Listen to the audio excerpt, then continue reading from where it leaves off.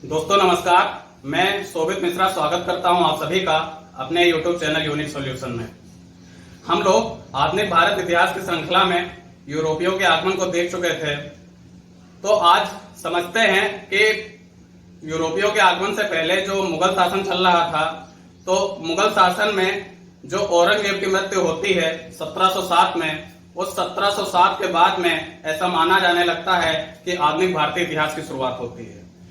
क्योंकि औरंगजेब के बाद में जो शासक हुए, औरंगजेब के उत्तराधिकारी हुए, वह अयोग्य निकले, वह कुशल नहीं थे और विलासिता में ही डूबे रहते थे, जिसके कारण मुगल साम्राज्य का धीमे धीमे पतन होता गया और यूरोपीय जो संघर्ष था और उसके बाद यूरोपीय प्रभाव आधुनिक भारत इतिहास में हम लोगों को देखने को मिलता है। तो चलिए आज हम लोग आगे बढ़ने से पहले यह समझ लेते हैं कि जो उत्तरवर्ती मुगल शासक हुए उनकी क्या वंशावली हुई, और उस वंशावली को समझने के लिए और उन शासकों जो प्रमुख शासक हुए, जिनमें हम लोग प्रमुख रूप से 12 शासकों को जो दिल्ली की गद्दी पर बैठे, उसको समझने के से पहले हम लोग यह देख लें कि औरंगजेब के जो उत्तराधिकारी हुए उनकी वंशावली क्या थी, तो जिससे कि जब उन वीडियो को बनाया जाएगा तो उनको आप बेहतर तरीके से समझ पाएंगे। तो अगर आपको वीडियो पसंद आता है तो आप वीडियो को लाइक शेयर करें और साथ में चैनल से जुड़े रहने के लिए चैनल को सब्सक्राइब करें। परिवार की वंशावली का मतलब होता है कि जैसे आपके परिवार की वंशावली बोली जाए तो आपका नाम होगा, आपके नाम के ऊपर आपके पिता का नाम होगा, उनके ऊपर आपके बाबा का नाम होगा, उनके ऊपर आपके परबाबा का नाम होगा और उसके ऊपर उनके भी पिताजी का नाम होगा। तो कुछ इसी प्रकार से अगर देखा जाए तो औरंगजेब के परिवार की जो वंशावली देखी जाए तो सबसे पहले औरंगजेब जो है आलमगीर प्रथम के नाम से प्रसिद्ध है, आलमगीर प्रथम। और औरंगजेब का पूरा नाम देखा जाए तो अबुल मुजफ्फर मुहिउद्दीन मोहम्मद औरंगजेब, यह औरंगजेब का पूरा नाम है। इसके 5 पुत्र हुए, मुअज्जम, मोहम्मद आजम, अकबर द्वितीय, सुल्तान मोहम्मद, मोहम्मद कामबख्श। और यह जो अकबर द्वितीय था और यह सुल्तान मोहम्मद, इनकी मृत्यु पहले ही हो गई थी। तो अकबर की मृत्यु के बाद में जो उत्तराधिकार की लड़ाई हुई राजगद्दी के लिए, वह मुअज्जम, मोहम्मद आजम और मोहम्मद कामबख्श के बीच में हुई, और जिसमें मुअज्जम सफल हुआ और वह दिल्ली की गद्दी पर बहादुर शाह प्रथम या शाह आलम प्रथम के नाम से दिल्ली की गद्दी पर बैठा। और अगर आप पहले यही देख लें कि किसके क्या क्या पुत्र हुए, जो अकबर द्वितीय जो था जिसकी मृत्यु पहले हो गई थी, उसका एक पुत्र था नेकुसियर, और मोहम्मद कामबख्श के पुत्र जो थे वह मुही-उस-सुन्नत और मुही-उस-सुन्नत का पुत्र मुही-उल-मिल्लत, जो कि शाहजहां तृतीय के नाम से भी जाना गया। अब देखें कि मुअज्जम के 4 पुत्र हुए। नंबर 1 पर जहांदार शाह, नंबर 2 पर अजीम उस-शान, जिसे अजीम उस-शान भी कहते हैं, फिर रफी उल कद्र या इसे रफी उस-शान भी कहते हैं, और जहान शाह। यह 4 पुत्र जो है यह मुअज्जम के थे, जिसे बहादुर शाह प्रथम कहते हैं।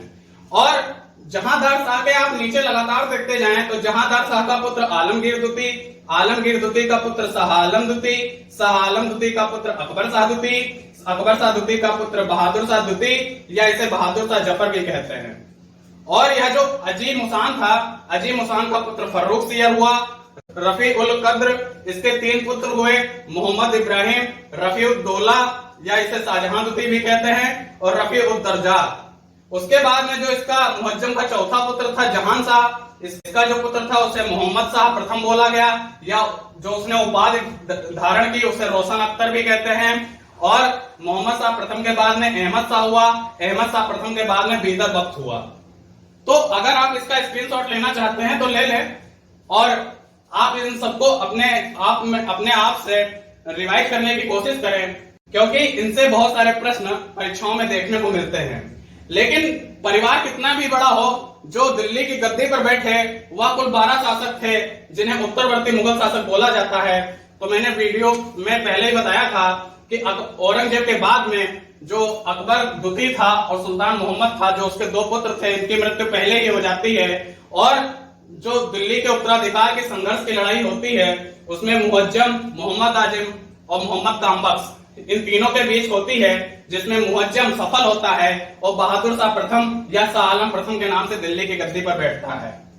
उसके बाद में नंबर 2 पर जहांदार शाह। इसको आगे बढ़ने से पहले आप यह समझ लें कि मुगल साम्राज्य के पतन के क्या कारण हुए, क्यों मुगल साम्राज्य का पतन हो गया और वो भारत में टिका नहीं रह पाया।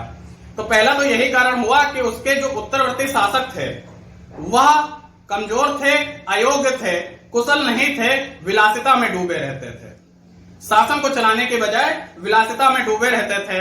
दूसरा आप कह सकते हैं कि राजनीतिक जो उनके राज दरबार में थी, राज दरबारी गुटबंदियां चालू हो गई। राज दरबार में ही अलग अलग गुट बन गए, जिसमें आप जानते होंगे ईरानी गुट, तुरानी गुट आदि कुछ प्रसिद्ध गुट हैं। और आप देखेंगे जो उनके राज दरबार में सरदार थे उनका नैतिक पतन हुआ। इसके अलावा और आप देखना चाहें तो विदेशियों का आक्रमण हुआ, जिसमें नादिर शाह, अहमद शाह अब्दाली का नाम आता है। और आप देखें तो यूरोपियों का आगमन होता है और ये उत्तरवर्ती शासकों ने अपनी सेना को मजबूत नहीं किया, सेना पर अपना ज्यादा व्यय नहीं किया, जिससे उनकी सेना दुर्बल होती गई। तो यह कुछ प्रमुख कारण है उत्तरवर्ती मुगल शासकों की कमजोरी का और जिस कारण मुगल साम्राज्य का पतन होता है। तो इन्हीं कमजोरियों में मैंने अभी आपको बताया कि जो राज दरबारी गुटबंदियां थी वह चालू होती हैं। तो राज दरबारी गुटबंदियों में जो एक नेता था ईरानी गुट, उसकी मदद से जहांदार शाह मुअज्जम के बाद में दिल्ली के राज दरबार की गद्दी पर बैठता है। जहांदार शाह के बाद में नंबर 3 पर यह जो आप नंबरिंग देख रहे हैं, यह नंबरिंग है 1 से लेकर 12 तक उत्तरवर्ती मुगल शासकों का गद्दी पर बैठने का। तो नंबर 1 पर मुअज्जम बनता है औरंगजेब के बाद में। नंबर 2 पर मुअज्जम का पुत्र जहांदार शाह चिंगलिस खान की मदद से बनता है, जो ईरानी गुट का नेता था। और नंबर 3 पर फर्रुख सियर बनता है। फर्रुख सियर अजीम हुसैन का बेटा है। और जो यह फर्रुख सियर है, इसका जो नंबर आता है यह नंबर 3 पे आता है। और जो फर्रुख सियर यहाँ दिल्ली की गद्दी पर बैठा, यह सैयद बंधुओं की मदद से बैठा।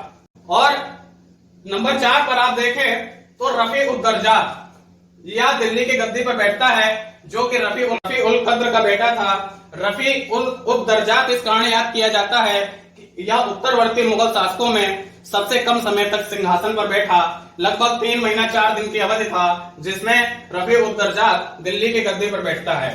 नंबर 5 पर रफी उद दौला शाहजहां दुती, इसको भी दिल्ली की गद्दी पर बैठाने में सैयद बंधुओं का हाथ रहा। और इसीलिए जब सैयद बंधु जो थे, इनकी मदद से दिल्ली की सत्ता पर उत्तरवर्ती मुगल शासक बैठ रहे थे, तो इनको शासक निर्माता भी बोला जाता था। नंबर 6 पर मोहम्मद शाह प्रथम रोशन अख्तर, जो कि बैठता है, जहां शाह का जो पुत्र होता है। इसे मोहम्मद शाह रंगीला भी बोला जाता है, क्योंकि यह विलासिता में ज्यादा डूबा रहता था। और यह नंबर 6 पर दिल्ली की गद्दी पर बैठता है। और उसके बाद में नंबर 7 पर मोहम्मद शाह प्रथम, उसी का पुत्र अहमद शाह बैठता है। और आपको याद होगा अहमद शाह प्रथम के समय में ही अहमद शाह अब्दाली का आक्रमण भारत पर 5 बार होता है 1748 से 54 तक। लेकिन अहमद शाह अब्दाली का जो जिसके कारण वह इतिहास में याद रखा जाता है, वह पानीपत का तीसरा युद्ध था 1761 का। उसके बाद में आप नंबर 8 पर देखें तो आलमगीर दुती। आलमगीर दुती जो था यह नंबर 8 पर आता है। और नंबर 8 के बाद में मुही उल मिल्लत शाहजहां तृतीय, यह नंबर 9 पे आता है। और नंबर 10 पर शाह आलम दुती जो है, इसका क्रमांक नंबर 10 है। तो आप यहाँ पर यह बात देखें, जो आलमगीर दुती है, आलमगीर दुती के टाइम पे ही जो नंबर 8 पे बना प्लासी का युद्ध होता है। और जो यह शाह आलम दुती है, इसके टाइम पर ही पानीपत का तीसरा युद्ध होता है। और शाह आलम दुती एक ऐसा शासक था जो शासक बनने के बाद में दिल्ली में 12 वर्षों तक प्रवेश नहीं कर पाया। और नंबर 11 पर जो दिल्ली का शासक बना वह अकबर शाह दुती था। तो आप याद करें, अकबर शाह दुती या वही शासक था जिसने राजा राम मोहन राय को राजा की उपाधि दी थी। और नंबर 12 पर बहादुर शाह दुती या बहादुर शाह जफर बोला जाता है। आपको इसके बारे में याद होगा कि उस समय दिल्ली का शासक यही था जब 1857 की क्रांति हुई थी और अंग्रेजों ने इसे गिरफ्तार कर म्यांमार में रंगून की जेल में भेज दिया था, और जहां पर उसकी मृत्यु हो जाती है। तो अगर कुछ इस हिसाब से आप इस उत्तरकालीन मुगलों की वंशावली को समझ लेंगे, तो उम्मीद है भविष्य में अगर उत्तरकालीन मुगलों की जब वीडियो में लाऊंगा तो आप उनको बेहतर समझ पा सकेंगे। तो आप इसका स्क्रीनशॉट ले लें और अच्छे से इसको रिवाइज कर लें और इसके बारे में जो जरूरी क्वेश्चन बनेंगे वह आप परीक्षाओं में आसानी से हल कर सकेंगे। तो उम्मीद है आपको वीडियो पसंद आया होगा। वीडियो को लाइक शेयर करें और चैनल से जुड़े रहने के लिए चैनल को सब्सक्राइब करें। धन्यवाद।